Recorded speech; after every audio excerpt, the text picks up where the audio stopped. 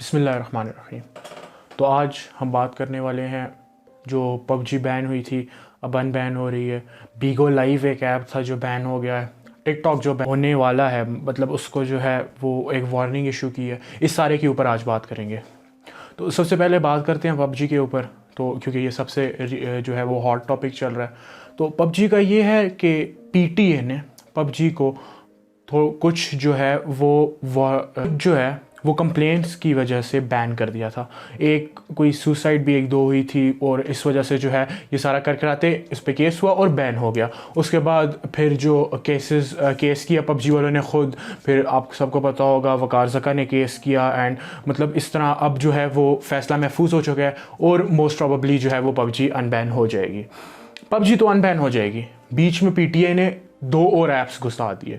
एक बीगो लाइव जिसको इन्होंने बैन कर दिया है इस टाइम पे, और एक टिकटॉक जो आप सबको पता है उसको एक फाइनल वार्निंग इशू की है कि आप अपना कॉन्टैक्ट जो है वो सेट कर लें। वो उन्होंने बेसिकली हर एक पॉइंट उसमें डाला है कि भाई आप ये चीज़ें हटा दें टिकटॉक से, ये चीज़ें सेट कर लें तो आप टिकटॉक बेशक पाकिस्तान में चलाते रहें, हमें कोई मसला नहीं है उससे, पर पाकिस्तान में ये चीज़ें आप ख़त्म कर दें, ये बैन कर दें।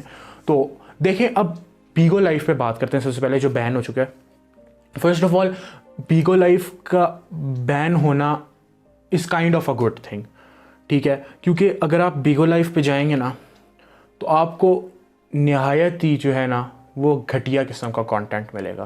कंटेंट तो उसको आप कह नहीं सकते। बीगो लाइव बेसिकली एक ऐप है जिधर लोग लाइव स्ट्रीमिंग करते हैं और दूसरे उनको रिवॉर्ड्स देते हैं एंड फिर उससे वो पैसे करते हैं। बट उस पर अगर आप जाएंगे तो आपको वहाँ पर फहाशत नज़र आएगी सरासर, मतलब उधर अजीब व गरीब किस्म का सिस्टम लगा हुआ था। देखिए, सोशल मीडिया को बैन करना is a very bad thing, ये नहीं होना चाहिए, मगर कुछ ऐसी चीज़ें हैं जो कभी कभी हद से ज़्यादा गुजर जाती हैं, जो हद से ज़्यादा हो जाती है ना, उनको फिर बैन करना लाजमी होता है। देखिए, जिस तरह यूट्यूब बैन किया था, अब ये बैन नहीं होना चाहिए था यूट्यूब, क्योंकि यूट्यूब पे वो सिर्फ अगर एक चीज़ बैन कर दे जिसकी वजह से यूट्यूब बैन किया था तो इतने साल यूट्यूब पाकिस्तान में ना बैन रहता। मगर अगर इसी को हम बीगो लाइव के साथ कनेक्ट करें तो बीगो लाइव एक बिल्कुल डिफरेंट चीज़ है। बीगो लाइव पे आप जो है आप 1000 चीज़ें देखेंगे तो उनमें से मुश्किल से, मैं एक नहीं कह रहा, मुश्किल से आपको एक जो है वो एक तमीज़दार चीज़ नज़र आएगी। मतलब वो एक अजीब व गरीबी चीज़ है। और ये बीगो लाइव जो है ऐसी है नहीं है, हमारी अवाम ने इसको ऐसा बना दिया, इसको ऐसा तस्वर कर लिया है जिसकी वजह से जो है वो पीटीए को ये एक्शन लेना पड़ा।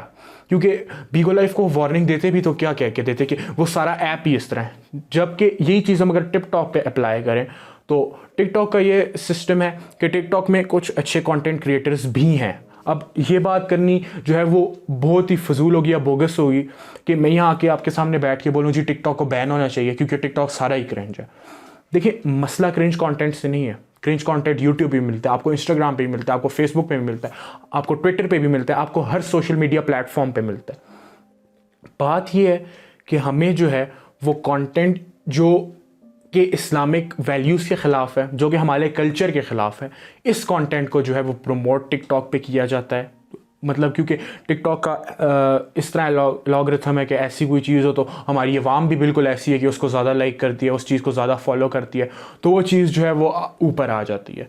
अब जो टिकटॉक को भेजी है वार्निंग जो दी है, उसमें उन्होंने बेसिकली पीटीए ने सब कुछ मेंशन किया कि ये चीज़ें हमें टिकटॉक पे नहीं चाहिए, और आप अगर टिकटॉक पे ये चीज़ें हटा देते हो आप बेशक टिकटॉक पाकिस्तान में उसका बिजनेस चल सकता है, अगर नहीं तो फिर टिकटॉक हम बैन कर देंगे। और ये टिकटॉक बैन सिर्फ पाकिस्तान का नहीं है, यूरोपियन यूनियन ने भी जो है वो टिकटॉक पे इसी तरह की जो है वो तशवीश का इजहार किया है। यूएस टिकटॉक को बैन करने पे जा रहा है, इंडिया ने टिकटॉक को पहले ही बैन कर चुके हैं। मतलब क्योंकि टिकटॉक पे कुछ ऐसे कंटेंट्स आते हैं जो एक कल्चर के ख़िलाफ़ हैं, जिसकी वजह से जो है वो उसको बैन करना लाजमी होता है। बट ये बात इन्होंने इधर पीटीए ने एक बात भी बहुत अच्छी की है जिस पे उनको अप्रिशिएट करना चाहिए कि इन्होंने उठा के पबजी की तरह टिकटॉक को डायरेक्ट बैन नहीं कर दिया और ये नहीं कह दिया कि जी हम आपकी राय लेंगे और ये वो केसेस करवाते रहे लोगों से कोर्ट कचहरी के चक्कर, ये सब कुछ। इन्होंने एक वार्निंग इशू की टिकटॉक को और उन्हें बोला कि आपकी ये फाइनल वार्निंग है, इस वार्निंग के अंदर जो है वो ये चीज़ें हमने लिखी हैं, ये चीज़ें आप ख़त्म कर दें और इसके बाद आप बेशक टिकटॉक चलाएँ।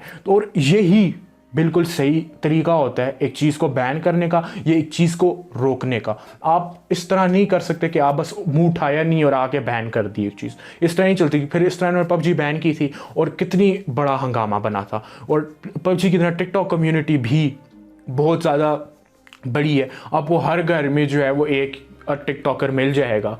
तो इस वजह से जो है टिकटॉक को भी एकदम से उठा के बैन कर देना, ये भी बहुत ही ज़्यादा जो है वो ख़राब काम हो जाता। अब टिकटॉक की दूसरी बात यह है कि टिकटॉक पे कुछ ऐसे कंटेंट्स आते हैं जो नहीं होने चाहिए, जिस तरह मतलब कि लड़के छोटे छोटे लड़कियां ये बंदूकें पकड़ के फेर रहे होते हैं। फिर पिछले दिनों इसी वजह से जो है एक वो वाक़या भी हुआ था, जिस वाक़े में जो है वो बच्चे ने अपने बाप की गन निकाली हुई थी और उस गन से वो वीडियो बना रहा था और उससे शूट हो गई और वो मर गया।